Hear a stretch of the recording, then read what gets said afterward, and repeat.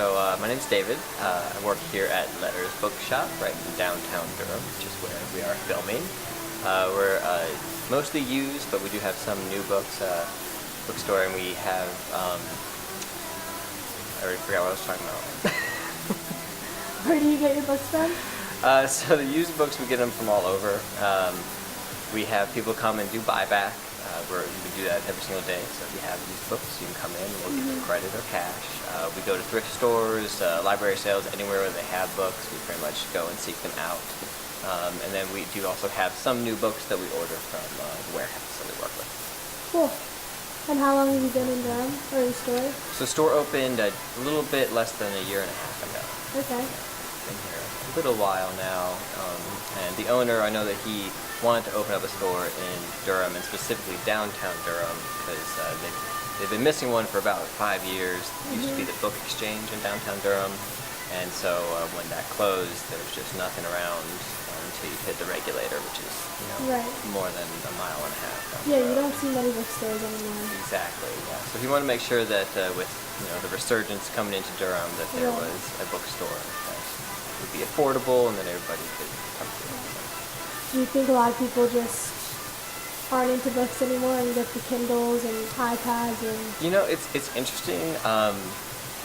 When those first started, Kindle and iPad, when those things first started to come out, they had like such a huge upward trajectory. People were thinking that paperback books and physical books would just be a thing of the past soon. But in the last 3 or 5 years, it's really leveled off. Really? Yeah, I know last year there was almost no growth in the ebook market.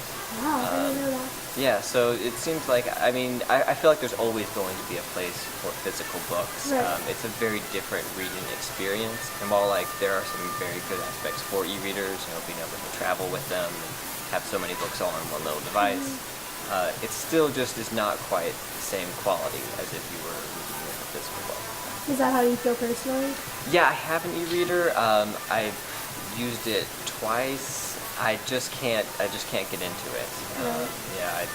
I don't even know where it is anymore. I've pretty much all physical books now. Cool. Yeah, I kind of came across the store and figured I haven't really seen an actual bookstore besides, the big names, Barnes and Nobles, things like that. So. Yeah, I know when Amazon first became popular, a lot of the independent stores kind of hit a crash. I think their numbers got cut in half. But again, in the last 3 years, there's been another resurgence. People caring more about like the shop local movement, and paying more attention to where their books are coming from and what that means for the industry. So I think that the independent stores, our numbers have grown each of the last 3 or 4 years. Do you think there's any specific reason as to why?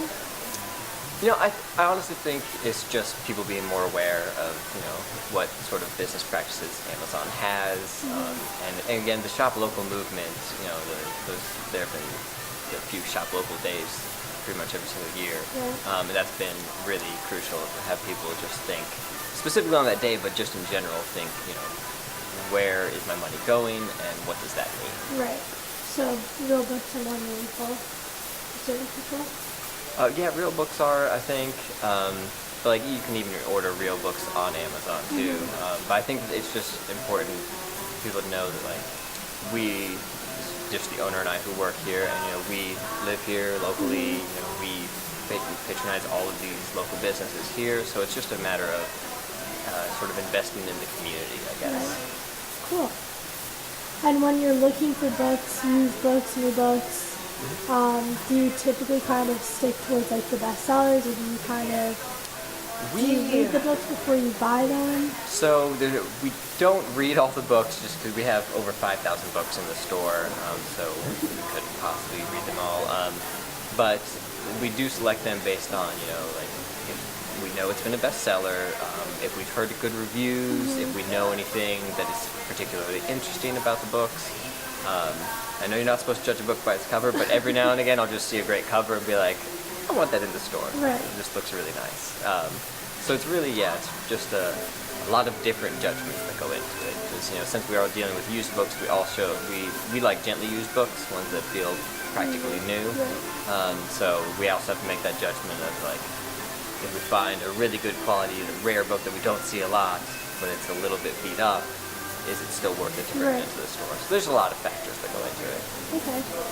And I see you have a lot of different genres of books. You even have a kids section. We do, yes. Kids section there's a lot of new books, just because kids tend to beat up on books a little bit. It's hard to find good quality used books for kids. Cool. Yeah, our biggest section is fiction. We have a whole wall that's fiction. But yeah, we have cultural criticism, history, science fiction, mystery, all sorts of other categories too. What's your favorite category? I think both the owner and I, we like fiction, literary fiction. I like sort of literary sci-fi books. Yeah, cool. And do you guys, is it just you and the owner? Are there other employees that work here? So it's just the owner and I right now. We've sort of been seeing, as Durham continues to grow, we've seen more and more people coming into the store in the last few months. So we don't know where it will be in another few months, but for the moment, it's just the owner and I here. Cool. You seem to be doing well. Yeah. You said you have 5,000 books over? So we're trying to get, with our space, we want our inventory to be at 6,000. We're somewhere over 5,000 right now, but we still have a little bit of space to grow into. And is the owner from Durham? Is that why you guys chose Durham? Did I ask you that? So, no. So the owner, he, I believe, grew up actually in Louisiana. Oh, wow. But he's been all over, and I know that his father is now a professor at UNC. He's been in the Triangle for a long time. He he was one of the people who founded Flyleaf Books, which is another independent store in Chapel Hill. But, as that venture sort of ended, he was wanting to move into Durham, and he knew the book exchange had closed, and knew that this place, this downtown Durham area, was a little bit underserved for books. So yeah, that's why he decided he wanted to come here. Yeah. And you kind of just always been a book lover, and that's how you got into the business? Yeah, so I used to read a lot when I was in high school, and then I guess I got burnt out on it. I know that happens with a lot of people when you get assigned a lot of books that don't really resonate with you.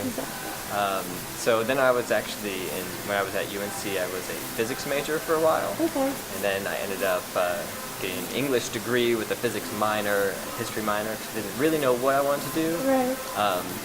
But as I did an internship with Algonquin Books, which is a publisher here in Chapel Hill. And I went and tried to go to New York looking for jobs in the publishing industry, and just sort of made me remember how important books are, not just to me, but to a lot of people. And so it made me want to work in a bookstore. Cool. Do you think you'll be here for a long time? I can't see myself leaving. I mean, again, we don't know what the future holds for the store, and I don't know what it holds for me personally, but I don't see myself leaving for a while.